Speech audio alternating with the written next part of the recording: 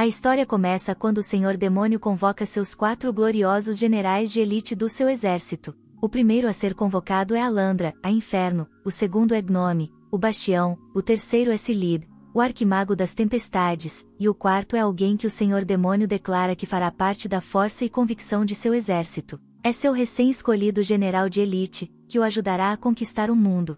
Ele é uma alma convocada de outro mundo, que terá um controle poderoso sobre os mares. O Senhor Demônio termina de convocar seu general de elite e anuncia a chegada de Donug, o gestor dos mares. Um rápido flashback mostra que Daniki se considerava apenas um funcionário insignificante. Ele estava cheio de esperança quando começou seu primeiro emprego, mas tudo isso rapidamente foi para o fundo do poço. Daisuke começou a perceber que seus colegas estavam sendo promovidos enquanto todo o seu trabalho passava despercebido. Um dia, isso piorou ainda mais quando lhe deram ordens para se transferir para o exterior. Todos os seus colegas zombaram dele, pois ele foi enviado para o que é considerado um cemitério para perdedores. Daisuke tentou permanecer positivo, mas logo descobriu que a usina onde foi enviado era uma bagunça e os superiores não se importavam. Havia escassez de equipamentos e mão de obra, mas seu chefe lhe disse que não podiam gastar mais dinheiro. Daisuke perdeu vários de seus trabalhadores, mas sempre acreditou que poderia fazer as coisas funcionarem, então continuou a trabalhar duro. Os desafios estavam desgastando sua vida, mas, eventualmente, as coisas melhoraram e os trabalhadores voltaram. Todo o seu esforço finalmente estava valendo a pena, pois o sucesso da usina estava começando a disparar. Mas Donozi ficou horrorizado ao ouvir que ele estava sendo transferido para outro país novamente. Ele se questionou sobre o que estava fazendo tudo isso, mas foi nesse momento que sua vida terminou de forma abrupta. Voltando ao presente, Donizi fica em pânico ao perceber que agora está em outro mundo. Ele fica chocado ao descobrir que alguém conhece seu nome, e o Senhor Demônio revela que Danuk é um dos generais de elite de seu exército. Agora, ele é o grande gestor dos mares. O Senhor Demônio possui todo o histórico profissional de Donazi e ficou muito impressionado com isso. Ele viu como Danuk conseguiu reconstruir a usina em falência e decidiu que ele seria digno do exército do Senhor Demônio. Claro que Danuk está confuso e apavorado, pois entrar para o exército do Senhor Demônio não é um caminho de carreira que ele jamais considerou. Em vez de subir na escada corporativa, isso é mais como cair dela completamente. O Senhor Demônio percebe sua hesitação e revela todos os grandes benefícios que vêm com ser um de seus 4 generais. Donazuki receberá uma compensação e autoridade equivalentes aos gerentes de departamento de seu antigo mundo. Ele poderá escolher seus subordinados e até terá seu próprio escritório. Os benefícios são, sem dúvida, incríveis, e Donazuki realmente não tem motivos para reclamar. O Senhor Demônio até oferece enviá-lo de volta para seu antigo mundo, se ele recusar. Donazuki fica pensativo sobre como foi maltratado em seu antigo emprego e diz que não era valorizado pelo seu chefe. Ele nunca conseguiu atender às expectativas deles, e aqueles que não conseguiam contribuir para a organização eram considerados lixo. Por causa disso, Tazuki passou a se ver como lixo, então ele diz ao o Senhor Demônio que ele não é digno do exército do Senhor Demônio. Danuki continua a se menosprezar, mas o Senhor Demônio não aceita isso. Ele chama os antigos chefes de Danuki de tolos e diz que tolos só valorizam o que veem, sem prestar atenção ao trabalho feito nos bastidores. O Senhor Demônio, por outro lado, viu o trabalho de Duniz e acredita que pode extrair todo o potencial do funcionário. Ele afirma que não cabe a Danuki determinar se é ou não inútil, nem a seus antigos chefes. O Senhor Demônio diz que é ele quem tomará essa decisão, porque é ele quem precisa de Danuki. Ele então explica que o funcionário tem 2 opções: ter sua vida arruinada trabalhando para tolos ou servir ao Senhor Demônio e almejar grandes coisas. Donazuki não sabe o que dizer, mas é interrompido por Alandra, que levanta uma objeção, pois não consegue ver como um humano fraco poderá servir como um dos 4 generais de elite. Os outros também se opõem, e Donazuki concorda com eles.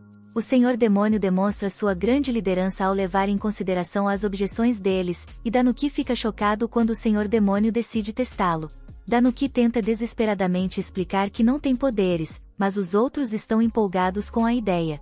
Alandra ouviu que humanos de outros mundos possuem poderes especiais e quer ver isso. Ela ataca Danuki com seu golpe mais mortal, e ele percebe que sua morte é inevitável. Felizmente para ele, o Senhor Demônio impede a Garota do Fogo, que, furiosa, quer saber por que foi parada. O Senhor Demônio revela que Danuki apenas desmaiou de choque. Está bem claro que ele é apenas um humano comum, e o Senhor Demônio explica que Danuki não possui nenhum poder. Isso faz com que os outros se oponham ainda mais, já que um humano incompetente nunca será aceito em um exército cheio de monstros poderosos.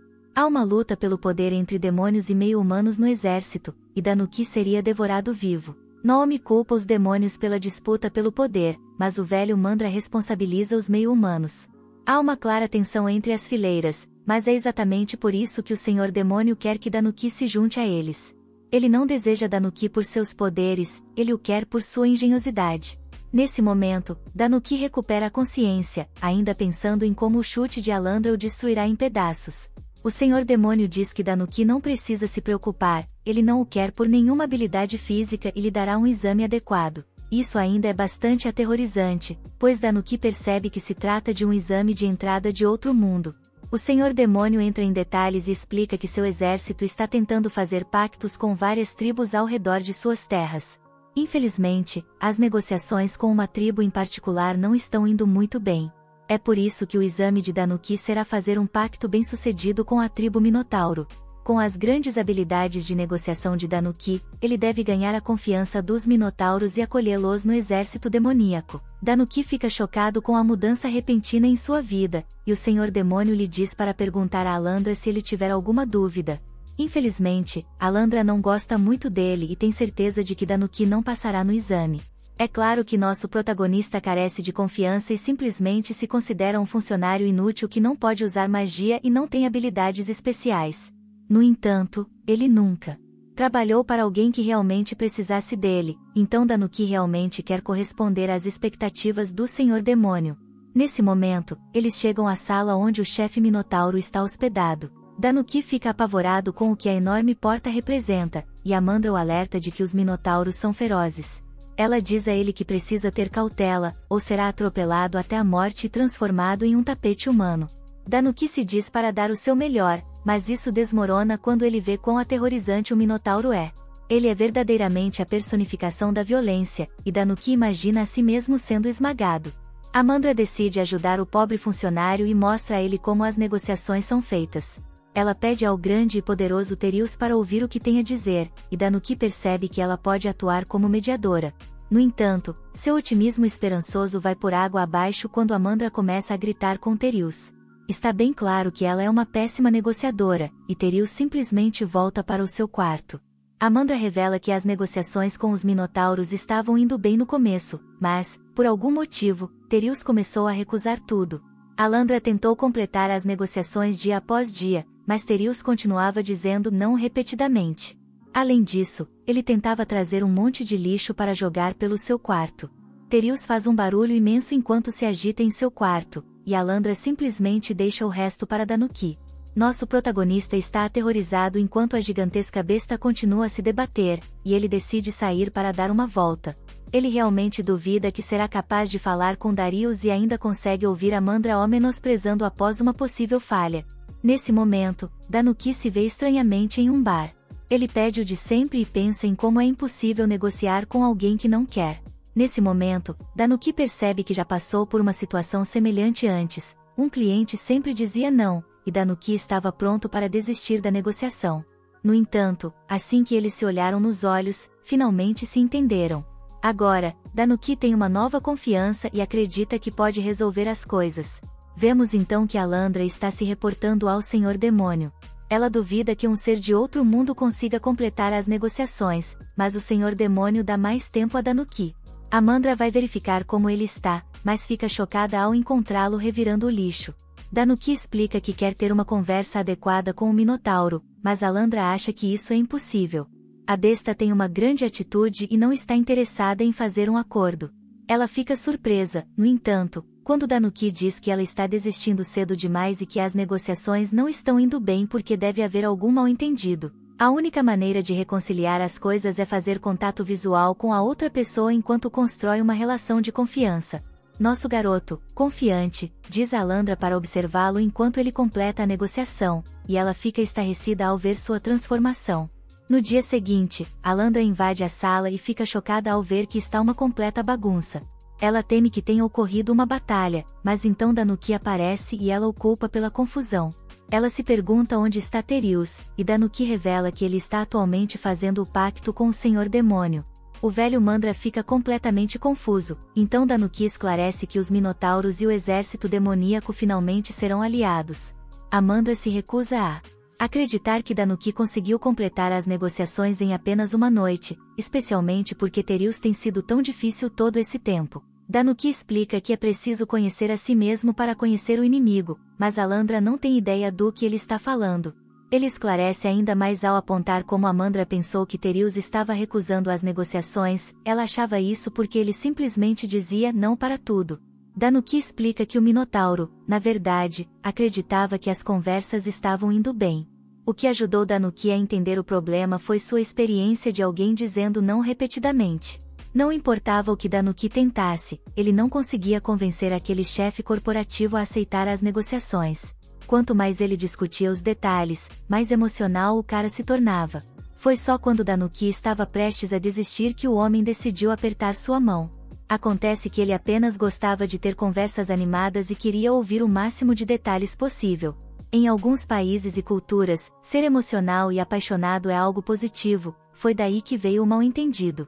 Quando Danuki olhou Terius nos olhos e realmente conversou, ele descobriu que tudo o que Terius queria era ser apaixonado, mas Alandra interpretou isso como um desejo de brigar. Por isso, ele ficou ainda mais irritado quando ela ameaçou encerrar as negociações por causa de seu comportamento. Além disso, é uma cortesia comum na tribo dos Minotauros trazer feno para o quarto quando ficam hospedados. Os Minotauros gentis fazem isso para garantir que não quebrem a cama da casa, já que têm corpos tão grandes. O feno dele foi confundido com lixo, então Terius teve que dormir no chão, e ele estava privado, ele estava realmente frustrado, então não conseguia expressar seus sentimentos de uma forma que Alandra entendesse. Alandra percebe que falhou em fazer um esforço para compreender Terius, mas Terius também assume parte da culpa. Os dois se desculpam e Terius agradece a Danuki por tudo enquanto se despedem. O Senhor Demônio explica que a negociação bem-sucedida foi graças ao talento de Danuki, sua habilidade de perceber coisas que as pessoas normalmente não notariam. O Senhor Demônio diz que Danuki passou no teste e o recebe como um novo membro dos 4 generais de elite. O velho Mandra não duvida mais do homem e o Senhor Demônio lhe pede para estender o braço. O Senhor Demônio lhe dá uma pulseira e diz que isso servirá como prova de que ele é um dos grandes generais. O Senhor Demônio confia plenamente nele e diz a Danuki para fazer o que achar melhor e o que acredita ser certo. Depois que Danuki agradece ao Senhor Demônio, Amandra levanta o braço em direção a ele. Ela está furiosa quando ele não entende o que ela está fazendo, então ela pede que ele levante o braço de volta. Danuki o faz, e os dois formalmente se apresentam com seus títulos. Amandra explica que é assim que seu clã recebe novos amigos, mas volta a ser a mesma de antes ao dizer que ainda não o reconheceu completamente.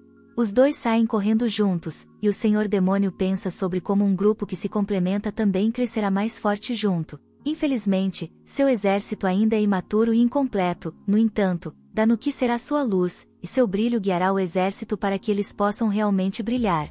Parte 2. Acredita que ele foi trazido para um novo mundo, mas está ainda mais surpreso por realmente ter seu próprio escritório. Ele foi levado para um pequeno país, mas a cadeia de comando no exército do Senhor Demônio é bem organizada.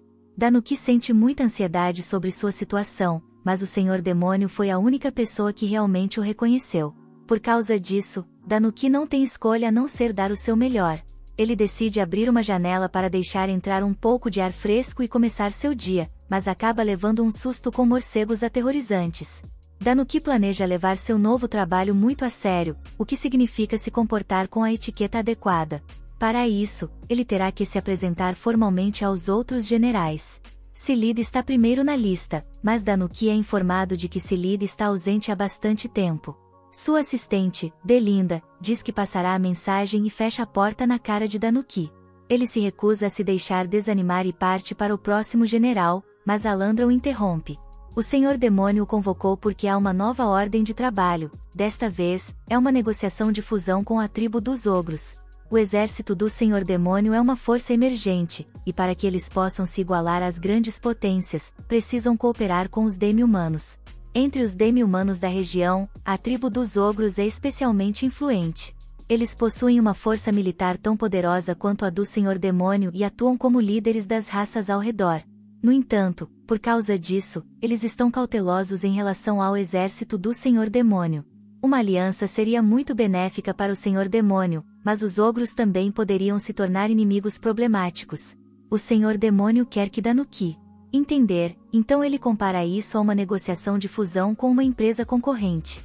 Antes da chegada de Danuki, não havia ninguém qualificado para essa tarefa, dada a sua importância.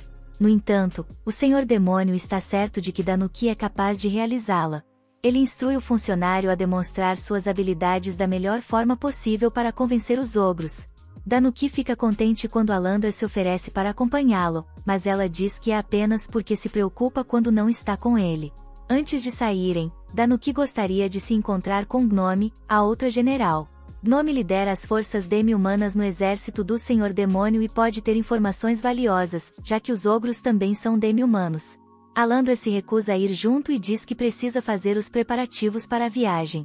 Do lado de fora, Danuki fica impressionado ao ver alguns treinos acontecendo. Gnome elogia suas tropas pela rápida melhoria e lhes dá uma pausa. Danuki não consegue acreditar em quão organizados os demi-humanos são e percebe claramente que a moral deles é muito alta. Ser capaz de comandar um grupo tão grande também é muito impressionante. Finalmente, Danuki se apresenta e explica que a tribo dos ogros será seu próximo alvo. Gnome explica que o chefe deles é um oponente muito difícil, conhecido por sua bravura e ousadia, ele é visto como um ditador implacável. Mas Gnome diz que Danuki logo verá isso por si mesmo. Ela adota um tom muito sério ao dizer a Danuki para sair do seu caminho, e seus subordinados ficam inquietos. Quando um demônio está por perto, Danuki não faz ideia do que ela está falando e fica chocado ao descobrir que uma Alandra muito irritada está atrás dele. Ela diz que está preocupada com ele, mas rapidamente corrige a si mesma, dizendo que seu traseiro lento estava demorando demais. Gnome diz a Danuki para tirar aquilo do seu rosto novamente, mas isso só faz as garotas discutirem. Mais tarde, Danuki e Alandra são instruídos a esperar pela permissão do chefe dos ogros do lado de fora do portão. A tensão está alta e Danuki percebe que isso é muito parecido com seu trabalho anterior. É claro que o jogo de negociação já começou antes mesmo de chegarem à mesa. Danuki explica a Alandra que fazer a outra parte esperar é uma tática comum de negociação. É de extrema importância manter a calma, mas Alandra está cansada de ser manipulada. Nesse momento, os dois são autorizados a entrar, e Alandra diz a Danuki para não baixar a guarda. Os ogros são uma raça excepcional, e seu poder é comparável ao do exército demoníaco. Alandra lembra que a maior preocupação deles será o próprio chefe, chamado Ur. Danuki só pode se perguntar que tipo de fera é o chefe enquanto entram na sala dele. Ur é assustador e interrompe a apresentação de Alandra. O ogro rude a chama de vadia e diz para ela parar de tagarelar tanto. Ele declara que, enquanto viver, não permitirá que ela fale, se mova ou faça qualquer coisa. Alandra se silencia, e Danuki fica chocado ao ver sua amiga de temperamento forte se segurando. No entanto, Alandra é a próxima a ficar chocada quando Ur assume que eles estão ali para se render ao seu exército. O chefe frio e calculista aceita a rendição, mas apenas se eles trouxerem a cabeça do Senhor Demônio. Alandra está prestes a explodir, mas Danuki consegue acalmá-la. Ur continua com suas sugestões insultuosas, mas, felizmente, Danuki se adianta. Ele agradece calmamente a Ur e diz que eles um tempo para pensar sobre a oferta. Do lado de fora, Alandra solta sua raiva e xinga o chefe. Danuki tenta acalmá-la e explica que é isso que Ur quer, seu objetivo é deixá-los irritados para que as negociações fracassem. Alandra fica chocada com a perspicácia de Danuki e ele explica que Ur não tem intenção de negociar. Ele também quer evitar conflitos, então diz coisas provocativas. Assim, se o acordo não der certo, não será culpa dele, ele poderá culpar os negociadores enviados pelo Senhor Demônio e não assumirá nenhuma responsabilidade. Danuki revela que também está tão irritado quanto Alandra ao ouvir o quanto Ur foi desrespeitoso com o exército deles, mas sabe que isso colocaria o Senhor Demônio em desvantagem se ele mostrasse sua frustração. Se os dois cometerem um erro agora, os ogros poderiam usar isso como desculpa para se aliar a outras nações. Potencialmente, poderiam até atacar o exército demoníaco. Está claro que não há espaço para negociações neste momento, e tentar forçar isso poderia prejudicar o relacionamento. Alandra se desculpa por ter perdido a calma, mas Danuki diz que está feliz por ela estar lá. Se não estivesse, ele teria sido o que teria perdido a cabeça. Infelizmente, ainda não sabem o que fazer sobre a relutância de Ur em negociar. Nesse momento, a garota que estava com eles antes se apresenta como a filha de Ur, chamada Olulu. Alandra assume que ela está ali para lutar, mas Olulu revela que, na verdade, quer tirar seu pai do trono. Olulu os leva a um vendedor de comida e revela que a tribo dos ogros está enfrentando problemas financeiros. A tribo já não tem a influência que tinha antes, e alguns de seus membros estão até lutando para encontrar comida. Alandra fica chocada ao ver o verdadeiro gênio do nosso garoto, pois ele já tinha uma ideia de que algo estava errado. Ele percebeu que havia algo estranho quando viu que a armadura da guarda parecia dilapidada e o castelo estava sombrio e sem vida. Isso era algo que ele tinha visto em seu antigo mundo, quando grandes empresas estavam em declínio. O estilo de gestão vertical, feito por uma única pessoa, funciona bem porque a cadeia de comando é simples. No entanto, uma vez que isso se quebra, é difícil consertar. Olulu reconhece que é exatamente isso que está acontecendo. A única maneira de reconstruir a tribo em falência é contar com o exército demoníaco, mas Ur se recusa a ouvir. Para piorar a situação, o chefe está muito doente. Ele tenta manter uma aparência forte, mas já não está em seu auge. Olulu sabe que as coisas piorariam muito se seu pai morresse, então ela deseja desesperadamente que algo seja feito. Danuki, parecendo um homem diferente agora, explica que, embora Olulu tenha boas intenções, suas ações são falhas. Ele diz que um membro de uma organização não deve falar facilmente sobre assuntos internos. Danuki a avisa para ser mais cuidadosa, e Olulu agradece por ele se preocupar com ela. É claro que Alandra não gosta dessa conversa, e Olulu diz que só contou a Danuki porque percebeu que ele é confiável. Olulu decide ir em frente e pede a Danuki para se casar com ela e se tornar o novo chefe da tribo dos ogros. Isso deixa Alandra ainda mais irritada, mas Olulu percebe que Danuki é o único que pode salvar a tribo deles. Todos no clã são cabeça dura e influenciados por seu pai. O casamento deles é a única solução, mas Alandra diz que eles vão levar um tempo para pensar sobre isso. Em casa, Danuki reflete sobre como seu segundo trabalho já é uma bagunça. Nesse momento, ele encontra de volta ao bar. Desta vez, Alandra está lá e discute com todos sobre qual é o animal selvagem mais forte. Ela acha que é o leão, mas o bartender diz que é o gorila. Os dois se alternam em argumentos sobre qual é mais impressionante, e Alandra afirma que um grupo de leões ser chamado de orgulho é o mais legal. As palavras grupo e orgulho parecem dar a Danuki uma ideia, e ele se vê de volta ao castelo. Estar no bar lhe deu confiança novamente, e ele declara que é hora de acertar as contas. Na manhã seguinte, Alandra fica contente ao ouvir que nosso garoto encontrou uma solução. Ela se prepara para voltar à tribo dos ogros, mas Danuki revela que eles irão a outro lugar. Se tudo sair conforme seu plano, o próprio chefe ogro será quem irá conduzir as negociações. Uma semana depois, Ur surpreendentemente chama nossos dois heróis para se encontrarem com ele.